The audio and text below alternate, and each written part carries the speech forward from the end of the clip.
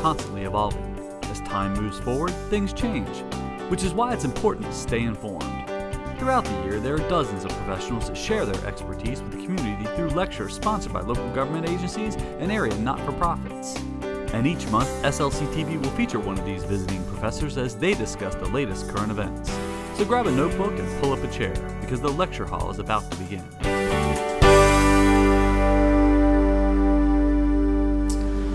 All right. So, first thing that I'm still learning as a graduate student, and scientists are still learning more about, is what exactly is a coral. So I like to say it's an animal, a plant, and a rock.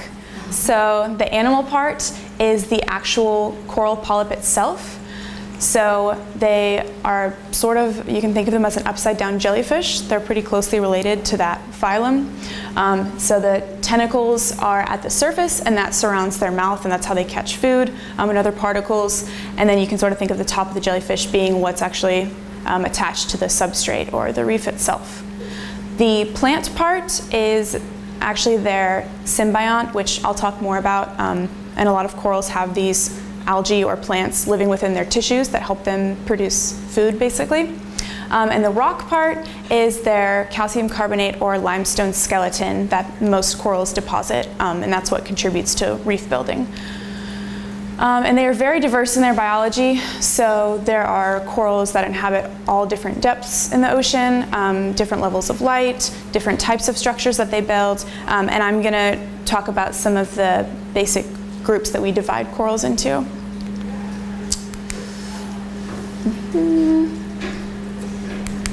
Here we go. Okay, so those coral symbionts. As I'm sure you guys know, but just a refresher, a symbiont or a symbiotic relationship is essentially when there's two organisms that in some way depend on each other for their life cycle or growth or something like that.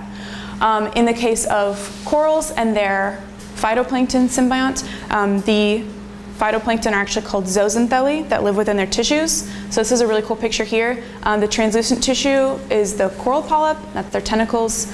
And then all of these brown dots are actually a bunch of these tiny little guys. So they are phytoplankton, which use light to photosynthesize and produce their food. And this is part of how they contribute to the coral reef's growth and why they have this relationship. So the tiny little phytoplankton get the benefit of being protected and not having to float in the open water column and exposed to predators. They also get carbon dioxide that's produced from the coral polyp. Since it is an animal, they breathe out carbon dioxide like we do. And then the coral gets any extra sugars that the phytoplankton produce from photosynthesis, as well as the oxygen they produce from photosynthesis. So corals also have a very diverse group of microbial symbionts. This is something that scientists are still learning a lot about. So they've discovered that there are actually billions of microbes, so that's bacteria, viruses, fungi, that live in like the mucus layer of corals. So, and then again, this is something I didn't know corals did until I first got to snorkel around them. Corals actually produce different types of mucus layers across their tissue, and there's some different theories about why they do this, but it does, they think it creates sort of a barrier against other things in the water, like maybe more harmful bacteria and things like that. So what they've found is, as I said, in this mucus layer, there's basically billions of microbes that inhabit there. And you can kind of think of it as similar to the microbiome that they talk about that humans have in our guts that help with digestion and things like that. And they do important things for corals. They're still learning a lot of the roles, but two of the things that they know these microbial communities do help with is providing nutrients for the coral and protecting them from more harmful bacteria. Because not all bacteria and viruses are necessarily bad, right? There are a lot of beneficial ones too.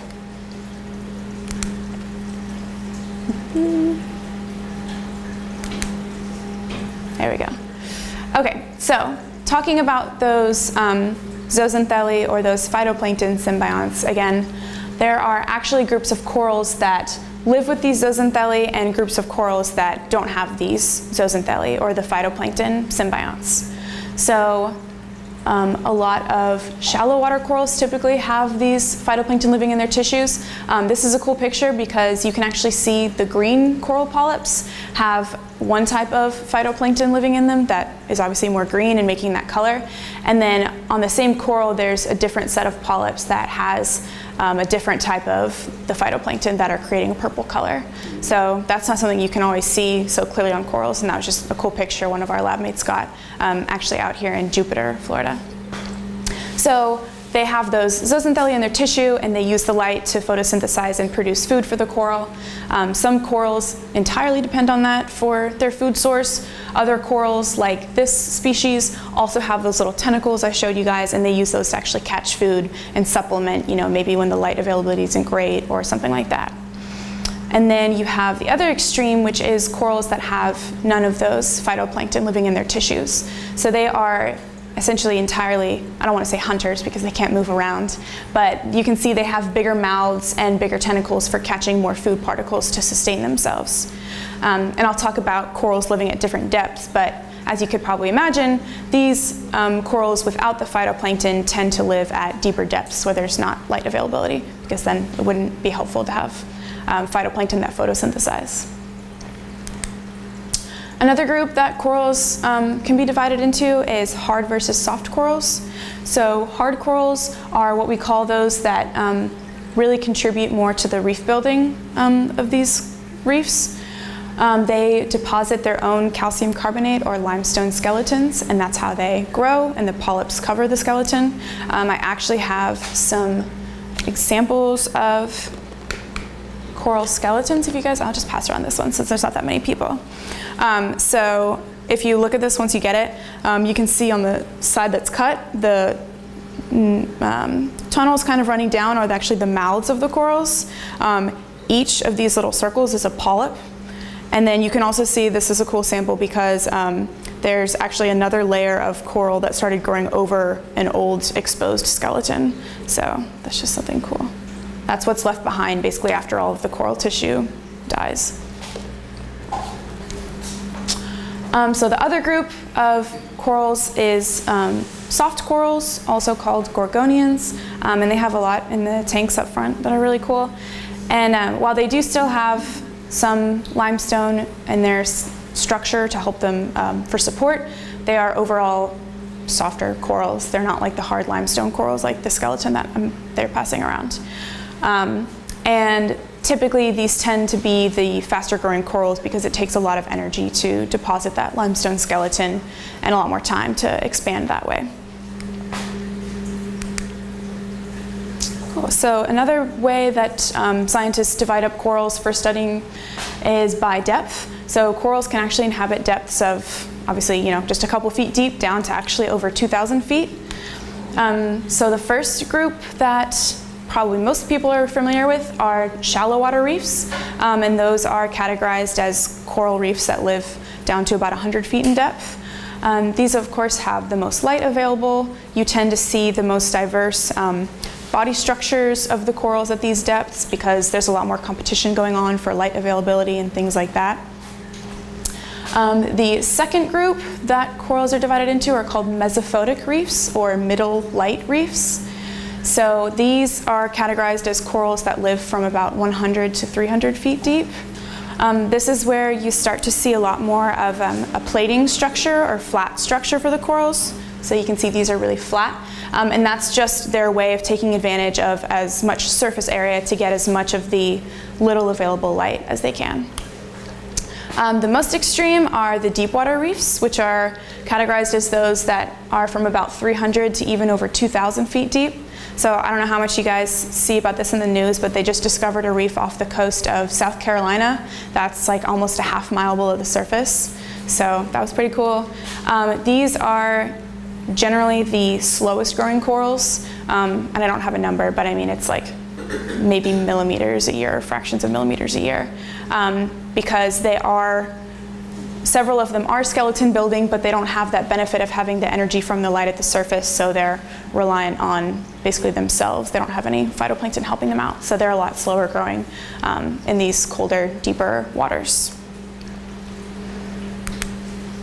So now I'm going to go to a little bit more about what's going on in Southeast Florida. And just so you guys know, the corals that we study in our lab and what I'm kind of going to be focusing on are reefs in this area. So the northernmost is St. Lucie Reef, and we essentially go down all the way to Broward County and like the West Palm Beach area.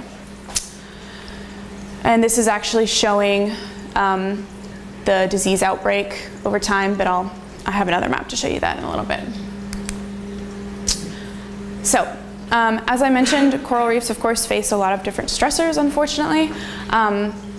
These reefs in Southeast Florida, the St. Lucie Reef in particular, exhibit some of the northernmost habitats for these types of corals.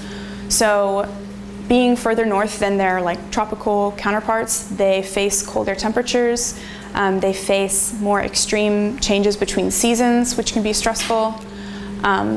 And it just gives us an interesting chance to study some of the most like extreme habitats that these corals are able to live in.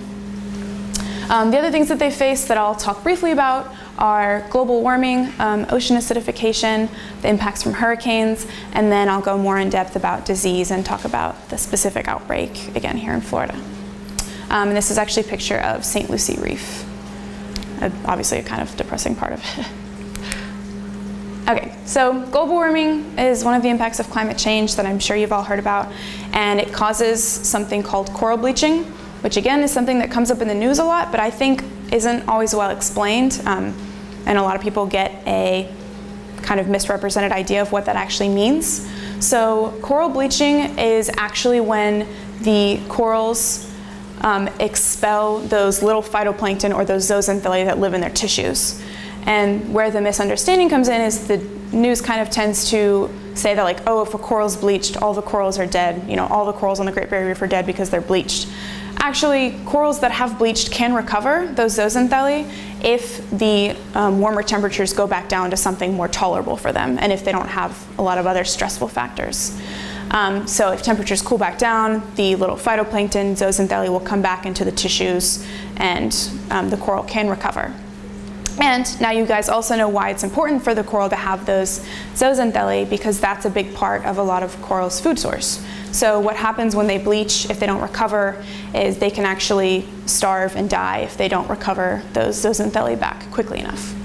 So that is something that happens more and more frequently and becomes harder to recover from as ocean temperatures are warming. Another impact from climate change is called ocean acidification. So that is just the pH of the ocean lowering due to the higher amounts of carbon dioxide that are in the atmosphere. So as a basic chemical law, basically the more gas in the atmosphere, whatever it is, the more it's going to be dissolved into the ocean. So with more of this carbon dioxide in the water and with the lowering of the pH that happens, it actually becomes harder for corals and other shell-building organisms to deposit those skeletons. And so that's something that is another thing that they have to deal with as climate change is going on. Hurricanes are something else, especially corals in Florida, have to deal with. They can cause just physical damage by breaking off chunks of coral. Sometimes after hurricanes, they'll find huge boulders of coral, like basically turned over on their tops. They increase the water turbidity or the cloudiness of the water. And again, as you guys know, that's important for those light needing zooxanthellae. So that's not good for them as well. And there's also some studies that have shown that hurricanes can act as potential spreaders of disease-causing pathogens.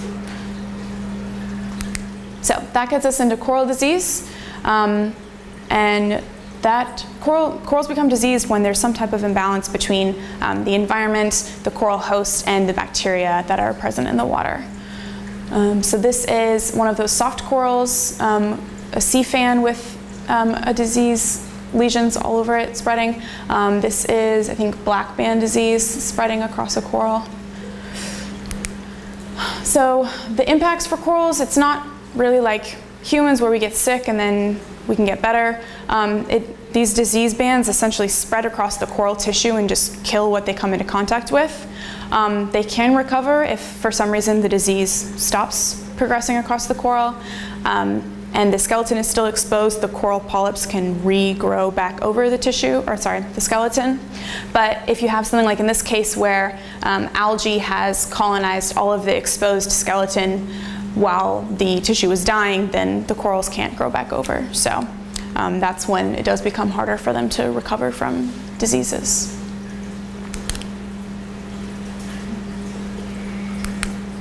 Here we go. Make sure, yeah, okay.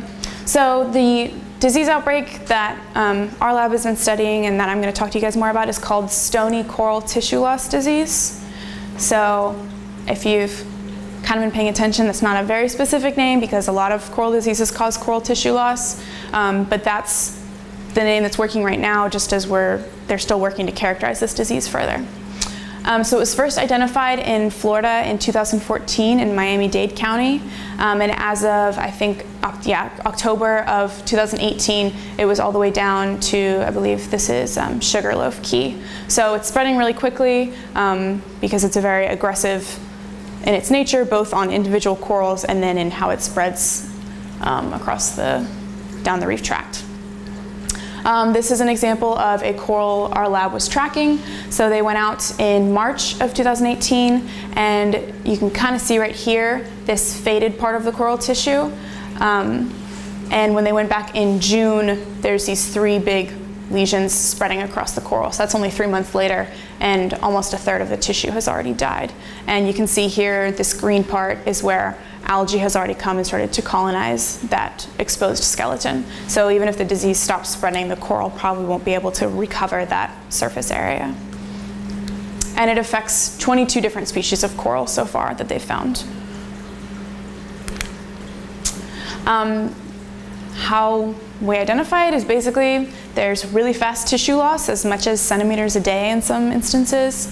And then there's this really clear, thin white band that progresses across the coral. And the tissue, as I said, falls off really quickly. So it's also typically characterized by just basically shredded coral polyps that are disintegrating away as the disease is progressing across the coral. The cause, they still don't know, which in the scheme of coral disease isn't that unusual. There are about 30 to 35 coral diseases that have been identified, and I think they only know what causes about 5 of them. So both the vector and the pathogen are still undetermined at this point. So vector being how exactly it spreads. They do think it's transmissible by water, obviously, since it's been spreading so quickly throughout the reef tract. But in terms of the pathogen, what microbe might actually be causing it, they're still unsure. They have made some leaps in understanding. They think it's at least partially bacterial because when they treat the corals with antibiotics, they see some success in slowing down the disease or stopping the disease progression. They also think that there's possible that there are actually multiple components, so there might be a viral component as well. They've found these little crystalline structures in some of the coral tissues that are dying that are indicative of a previous viral infection. So the reason it's so hard, especially in this case, to sort of diagnose what exactly is causing this disease is because, as I said, that coral tissue dies so quickly and just sloughs away that it's hard to get enough of a sample and see what's actually happening there because it just seems to happen so quickly. Whatever it is comes in there, kills the tissue, and then it keeps spreading, and then the pathogen is gone, maybe. So, with that being said, coral reefs are dying very quickly. They don't know what causes it. So what can we do about it in the meantime? This is where my project comes in, which is a part of a larger effort around Southeast Florida and in the Keys. So we're working on actual intervention techniques. So intervening on individual coral colonies that are diseased to try and slow or stop the progression of this disease. So as I said, several groups are collaborating to do this. So there's been funding allocated, which is why I can do this for my project. I'll talk a little bit more about the specific methods, but we're hopefully going to start implementing them within a few weeks. So they started by, I think like summer of last year, trying to figure out different ways to just deliver these treatments to the corals. So you're working in an underwater environment, that makes it difficult. You're working on basically these big rocks with tissue that produce a lot of mucus when you try to mess with them to defend themselves from you. It's hard to actually get whatever agent you do want to use to treat the coral onto the coral. So the two things that they decided to use to actually try and treat the disease are antibiotics and chlorine. And then they tried several different ways to deliver those to the coral. So they tried it with toothpaste, which apparently one of the issues with that was all the fish were eating the toothpaste and stuff. I guess they liked the mint. So that didn't work. They tried putting chlorine into gelatin strips. They tried amputation of the disease lesions and then applying it. But what they ended up finding seems to work the best on most corals is putting these antibiotics and chlorine into an epoxy, or like similar to like a modeling clay, and then pressing that basically into trenches they create, or sort of little fire breaks around the actual disease lesions themselves. So I have some pictures in a second. So for my focus of what I'm doing with my project is to compare the success rates of applying both antibiotics and chlorine on different diseased corals using this epoxy and creating trenches around them and then putting those around the disease lesions. As I said, we'll implement them around corals in Southeast Florida that our lab has been studying for some of them as long as like 3 or 4 years, tracking these individual coral colonies. And then we will use video recordings, which we turn into 3D models of the corals to then track the progression of the disease across the coral tissue over time to see if it's actually slowing it down or having any kind of change on the rate of the disease spreading. So these two methods, which are basically just two different hopefully disease-halting agents, begin with an angle grinder. So you literally cut a trench. Actually, I'll go back to, this has a better picture of the trench they created before they put any epoxy into it. So this is the disease band or lesion right here, spreading outward. So they start a few centimeters away from the disease portion so that you're not cutting up all this diseased tissue and throwing it to the water, because since we don't know how it spreads, it's probably not a good idea. And so once they cut this trench with the angle grinder, they put the epoxy in there mixed with either antibiotics or chlorine, and then they put a sort of like a patch over the disease lesion as well. So there's two examples of, oh, I had that picture there too. Well, this is another example where they had multiple disease areas, and so they trenched around them, put patches over them with the epoxy, and put them around as sort of that fire break as well. So the first one we're trying at the same time, but the first one is chlorine trenching, so doing the trenching and combining the epoxy with chlorine. And the other one will be testing that same epoxy around trenches, but with antibiotics combined into it. And these have both already been implemented on some corals around Florida, as well as in laboratory trials, and these are the two methods that they're seeing the most successes with. So the goal is to go ahead and start implementing these to, first and foremost, hopefully halt the disease progression on these corals while they try and figure out what's going on, and then also see how well these methods actually work on a larger scale and when we're comparing them to each other.